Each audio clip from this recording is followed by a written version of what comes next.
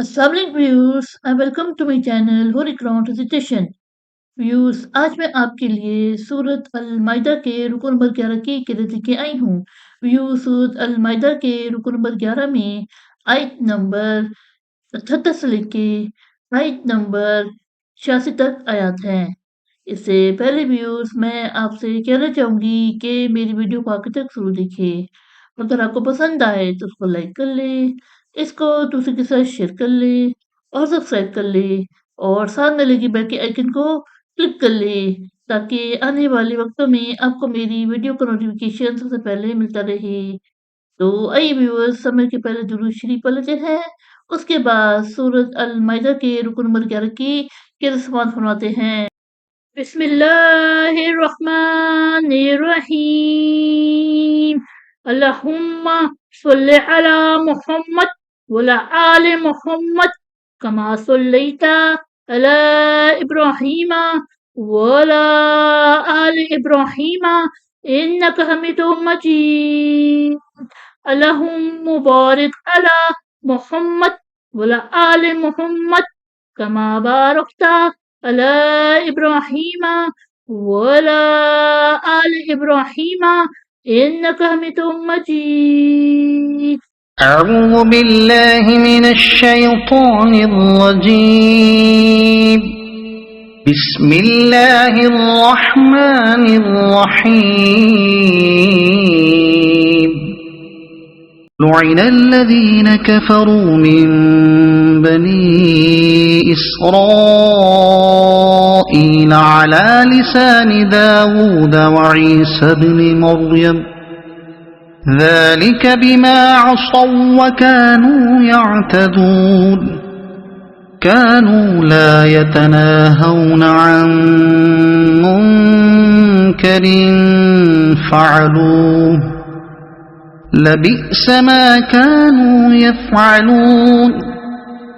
ترى كثيرا منهم يتولون الذين كفروا لبئس ما قدمت لهم أنفسهم أن سخط الله عليهم وفي العذاب هم خالدون.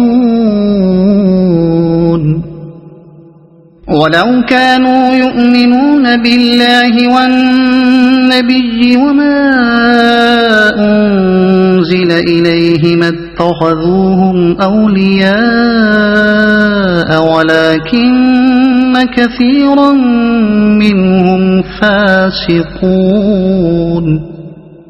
لتجدن أشد الناس عداوة للذين آمنوا اليهود والذين أشركوا ولتجدن أقربهم مودة للذين آمنوا الذين قالوا إنا نصارى ذلك بأن منهم قسيسين ورهبانا وأنهم لا يستكبرون.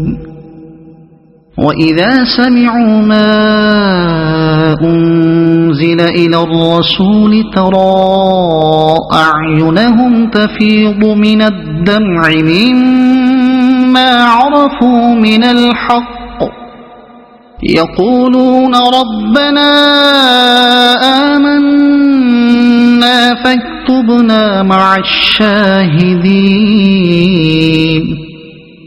وما لنا لا نؤمن بالله وما جاءنا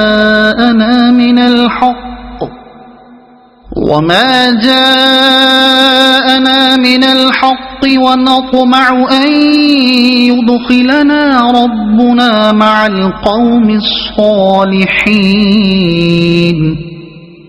فأثابهم الله بما قالوا جنات تجري من تحتها الأنهار خالدين فيها وذلك جزاء